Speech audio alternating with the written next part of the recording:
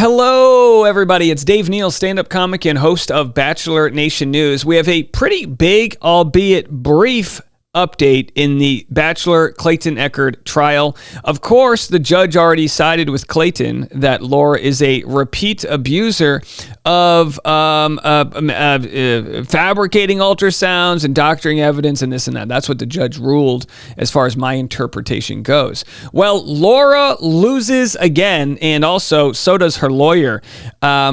Boy, if he was a professional athlete, we would have sent him down to the minors a long time ago, which is where he thrives, apparently. Very familiar with the minors league, if you know what I mean. All right, so anyhow, Laura loses again. What does that mean? We're going to get into it right now. We'll take a little victory lap. I've got a new cold brew. You might say, Dave, why is the episode coming out a little late today? Well, I was hanging out with my son, as we like to do on the mornings. We give my wife, his mom, a little extra time to snooze after, a long evening. Nursing and whatnot. I try to help out with the nursing, but all I'm good for is changing diapers and burping. So if I'm not whatever. That's just the way God made me. You know what I mean? No dairy coming here. All right. But anyway, the point being is this morning I ran out of iced coffee and I said, I can't come to you guys with a proper victory lap. I am not presenting to you the best version of myself if I don't artificially caffeinate myself with this beautiful Starbucks coffee. Venti, baby. Starbucks coffee with the Dunkin' Donuts koozie. Either way, yes. So in order for me to properly hoist the trophy, which is an onslaught of victories by Clayton. I mean, it almost feels unfair. I don't quite, but I almost feel sorry for Laura here for taking another loss right to the chin. But she should build up some calluses by now. So what I'm going to do is get into this amazing interview by Reality Steve. It's live on his YouTube channel. We have worked effortlessly to try to get Steve, and by the way, you can tell it's going to be a good interview. He's got papers. There's stacks of stenographer notebooks. He's really got it all going on. And then over there, Clayton's got what appears to be some sort of furry merchandise. I don't know what sort of kinky fur ball things are happening on the bedside here or wherever this is, but Clayton's bringing the heat, no sleeves, no problem here, and they have a fantastic conversation. I'll share some of that with you, but first, let's get to the ruling. And ruling in what? Well, in the matter of Laura Owens and Clayton Eckard, David Gingras, the esteemed and I'm thinking of compliments. Hardworking lawyer. He doesn't take no for an answer, as legally speaking. He filed a motion to vacate judgment, motion for new trial. Alternatively, motion to alter, amend judgment, motion for leave to exceed page limits. I don't even know what that means. He's got it all, baby. He filed this 32-page motion. He shared the factual his history. He had ChatGPT really come at him and share all the things about this and about that and everything that's been litigated. And I'm guessing this was also the document where he said, the judge must have been in on it, right? Did he say that the judge must have been in on it? Notice of change of judge, that's what he wanted. He filed for that. And again, we don't know at this time yet what the result will be for the notice of change of judge, but his point for the notice of change of judge was that he wanted her to resign because of extreme bias, he said she had, because her dad was there, and I don't know, maybe, I don't know. I mean, as far as I know, she wasn't wearing any Some Podcaster merch. If she took off her judge cloak or whatever it is and it just was a fat photo of me and I was like, I'm a fan of Dave Neal, I don't know, maybe you'd have a point there, but I don't think that's been the case. Should we subpoena to see if she's bought any of my merchandise? Anyhow, you guys can buy some merchandise if you would like. So this whole thing goes down. 32 pages, and brevity is a virtue. The best way to respond to hate online is usually the shortest answer is the best answer. If you can get an economy of words, if you can slice off the fat, really get down to the protein, the meat on the bone, if you can really get precise with what you want to say, that will strike harder than a million bullets sprayed all over the place. A sniper's shot of prose. And we got that from the judge. So he accused her of being biased. He accused her of this or that. And he accused Deandra of whatever the hell he was accusing her of. He's accused Isabel and Woodnick. I mean, me. The list goes on. Well, what does the judge have to say?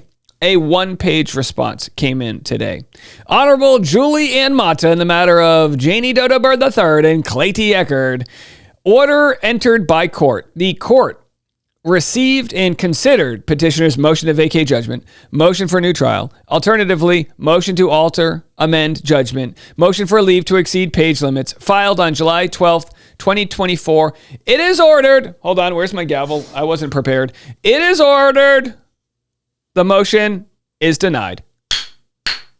All parties representing themselves must keep the court updates with address changes, blah, blah, blah, blah, blah. That's it. Denied. And again, you might say, well, Dave, that's normal. That's how it works. Either way, it's still funny. It's still funny to see that it's just denied. We got comments coming in. I love how his super long million-page motion was denied with one sentence. Is anyone keeping score? What's internet lawyers' batting average here? Someone said, are there any motions he's won? I don't think so. Just harassing and threatening Woodnick into self-withdrawing that one motion for sanctions. Yes, and Woodnick later regretted withdrawing the motion for sanctions, but that's pretty much it. He did not, and again, I don't have the full list, but he tried to get, I guess, Corey Keith to not file that paperwork saying, I admit my client lied and I want to set the record straight. He threatened me with a cease and desist, but never said. I said, I got an 8-page cease and desist drawn up for you. Okay. It must have not made its way to my inbox. I've checked my mail every day. Literally, motion to compel lunch. Motion to the, motion for a new trial. Motion, what can you do? Can you hate the guy for trying? I mean, you can do whatever you want. So then he says, the notice of change of judge filed Monday in Lowe versus C does not formally start the process of asking for a new trial and vacating the prior judgment. The motion just filed making those requests right there. That's the one we just shared. Be respectful or comments will be turned off. Hey, Gingras, why don't you be respectful or shut the hell up about respect? You know what I mean? It's a two-way street. And by the way, I love driving on two-way streets, but when somebody is going the wrong way down the street, which is Gingras, and the entire way he botched the public discussion here, don't be upset if people don't treat you with an amount of respect you absolutely have not earned. No law degree can provide you respect when you can't treat people with the basic decency that I think should exist out there. When Gingras says I've attacked him, he doesn't know what attacking looks like. You know what I mean? Like, the only thing I have shared about him is the vitriol that he unearthed here. If he really did his research, and we know obviously he's working for Laura, so he's not speaking for himself, he's speaking for his client. But if he really did the research, he would see that I was probably too kind in my summation of the baseless claims that Laura made and let this play out too fairly for the sake of not being accused of being biased or whatnot. How dare he ask anybody for respect? How dare he do that? The way he has treated people, said that they must be special needs, called people cockroaches, claimed disability issues that no one even knew about. Maybe he is hard of hearing, so let me say it one more time. How dare you think you've earned anybody's respect? Dave Neal's attacking me on his YouTube channel that I go and subscribe to. Well, whether you subscribe or not, you are listening. And Laura, we know you're listening too. Why don't you do me the favor and give me 2 less views and get out of my ass? Okay? Just get out of there. Oh, Jingy. I think she calls him Jingy. Jingy, at 9 minutes, Dave claimed I was in his ass. Can we sue him for false claims? I was not up his rectum. Metaphorically, you are. All right. Okay. So anyway, what else did he say? He I don't know what is what here is alluding to his current case, but he talks about the fact that Trump, is filing an appeal, and it takes months. And of course, we know he's going to probably file an appeal for his case, although I don't know, what grounds he thinks he has. But again, we'll be here to cover it. Let's go to 2 clips of Clayton Eckard on Reality Steve's podcast, which is also now available on YouTube. You guys are watching this on YouTube, obviously. So go out there and give Steve a subscribe and really help boost his channel so we can keep promoting and respecting those that have fairly covered this trial. Here's 2 clips for you. Do you think this played a role in Laura targeting you? Do you think she absolutely knew about this story and is like, this is a guy I might be able to trick or play this on?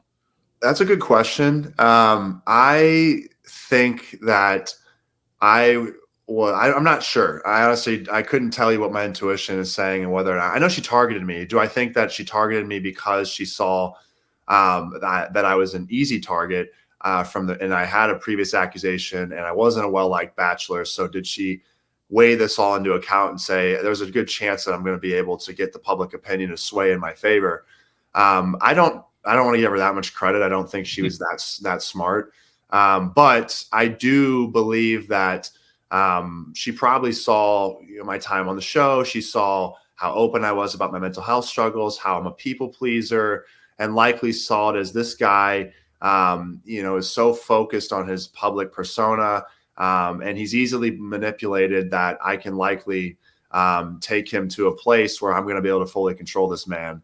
And that's what she tried to do. So I do think sometimes, like, being vulnerable and open and saying, here's my weaknesses, you're basically giving aggressors the formula to beat you. You're like, hey. And in my case, what she took as my weakness was my empathy and kindness, and saying, all right, we'll give her a shot. We'll listen to what she has to say. Let's be fair. Let's be judicial. Let's try our best here. What she has to learn is that's not a weakness. Kindness is not a weakness. And actually, I would say the more a kind person feels taken advantage of, the more they will double down to make sure their kindness wasn't in vain. And let me just say this to Laura. My kindness wasn't in vain. You're now being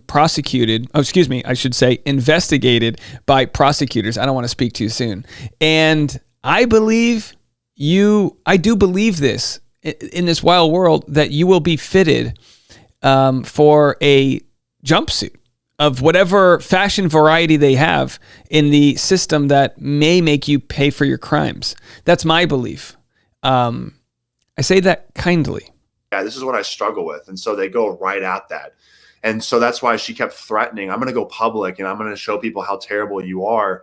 And I was like, just admit you lied and drop this and I'll move on. I'm not trying to make this a spectacle. But that was her big piece, that she was like, once I launch this, it's going to destroy him. Because she knew that I was a people pleaser, likely from all the interviews I've done, and said how much. And so she thought that would destroy me. So I definitely think that she factored that in and said, this is somebody I can probably control. And for those that don't remember, the Sasha story from 2022, this TikTok girl, this isn't even a situation that you were a part of. It's not like, oh. So they're talking about the situation where someone absolutely lied and said that Clayton had sex with her. Just to clarify, this is the situation that happened that led up to Laura, and it existed out there. We covered it, and the lady flat out lied. Now, I've talked to her personally. Reality Steve did. No one believes her story. She shared her story, but you can go check those old videos if you want. She then claims, oh, the guy said he was Clayton. It's like, when presented with the evidence that it wasn't Clayton, she absolutely continued to say she was telling the truth. And, she was like a 19 or 20 or 21-year-old, and she was doing it for clout. That's the bottom line. She was doing it for clout. This other lady, this was the precursor to Laura. Whether or not that led to Laura going, oh, this guy's already been falsely accused, I can take advantage of him, I don't know, but it is for sure an odd coincidence. She's accusing me of something that I never did. You never even saw this woman. You weren't even in the same state. Somehow, some way, this woman was tricked into thinking that she had sex with Clayton Eckard and on a given night in April of 2022, when she never did. So This wasn't something that you put yourself in a situation, because some people are like, gosh, this guy just keeps putting himself in situations. No, you didn't do anything with the Sasha. No, and I would even go on that one. My intuition tells me, I mean, she targeted me because she knew, I believe fully that she was prepping for this and knew that Susie was in LA filming a wedding, and I had not posted on my socials the night before. So I think full well she was probably waiting on a moment where we were going to be separated, and I hadn't posted on my socials, so there was no track record of where I was. Damn. That's crazy that he believes that. Again, a lot of people are probably hearing this story for the first time. We covered this last year. I remember where I was. I was on the beach in Santa Monica when this story broke, and I didn't know Clayton or have any investment. And I said, please, I hope this isn't true. Again, I'm sorry, 2 years. I think this was 2022. I'll find anyway. And her name was Sasha. And she's a influencer kind of type living out there, sharing her woe is me story. And she never admitted to making it all up. And people kind of dropped it because she finally admitted it wasn't Clayton, but it was wild. And she doubled down on her lie. And Clayton believes he was targeted there then too. And again, this isn't one of those like, oh, woe is me. The evidence is insane that this happened to him. And you go, well, he was asking for it. No, in this situation, he wasn't even within 2 time zones of her. He was in Arizona, she was in New York. And she definitely didn't account for the fact that I was going to pull out location services on my phone, which, thankfully I saw in an article like 4 years ago before that, where I just saw that your phone's tracking you nonstop. And so it popped in my head. I went to my phone and I'm like, there it is. And that was, what basically exonerated me. But she wasn't anticipating that. But I definitely think that she was like, I'm going to go ahead and make this accusation now because he didn't post and show anyone where he was at the previous day. I'm going to be able to get away with this. So I definitely think that was a very targeted attack on me as well. Just thankfully I had a little trick up my sleeve. Yeah, it was a wild. For not wearing sleeves, Clayton has many tricks up them. 48 hours because you, again, had to prove something that didn't happen. Yeah, okay, so they get into that, and then let's get into so by all means, run, don't walk to check out this full interview. It's fantastic, but I'm just sharing one more clip here, and then we'll let you go. Please, I only want to work with you. And all right, let's go back to 20 seconds here. This is Clayton describing what happened when he tried to pull away from Laura after their ill-fated hookup. And that was like my first little yellow flag. I'm like, whoa, like I just met you. Why are you bawling your eyes out and saying like, please give me a chance?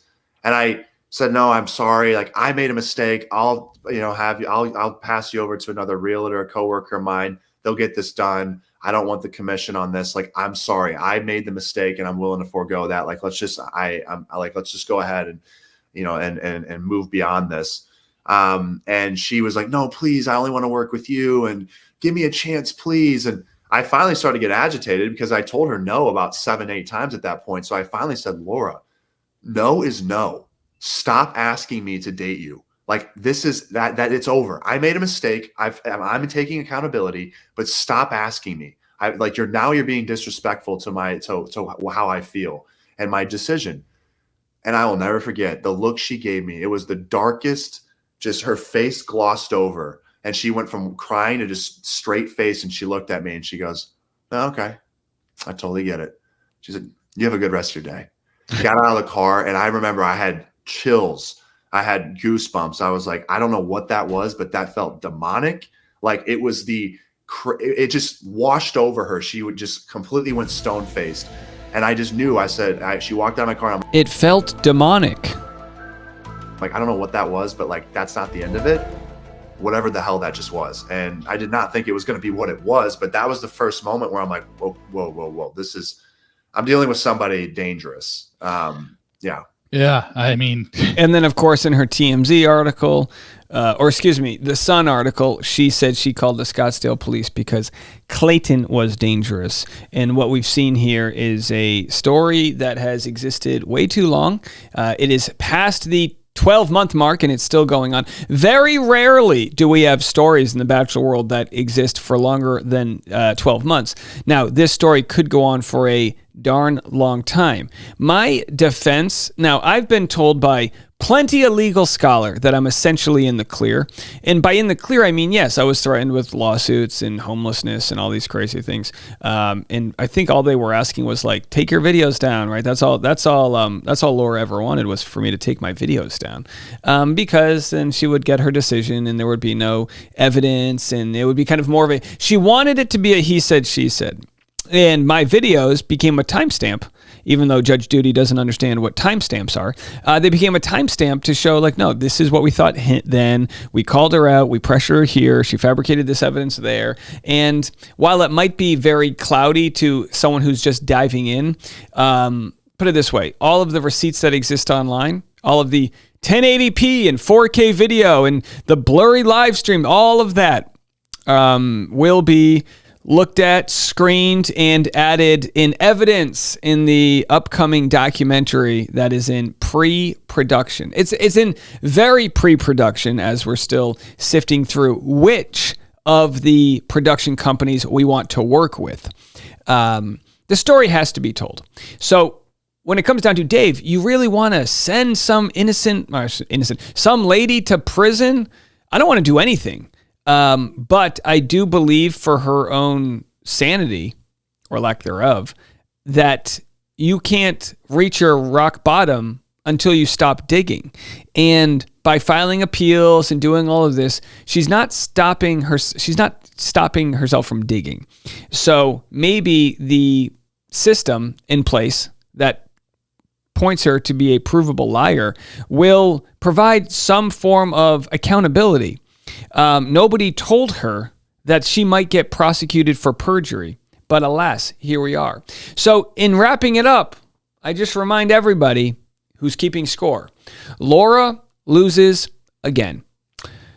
I'll talk to you guys later.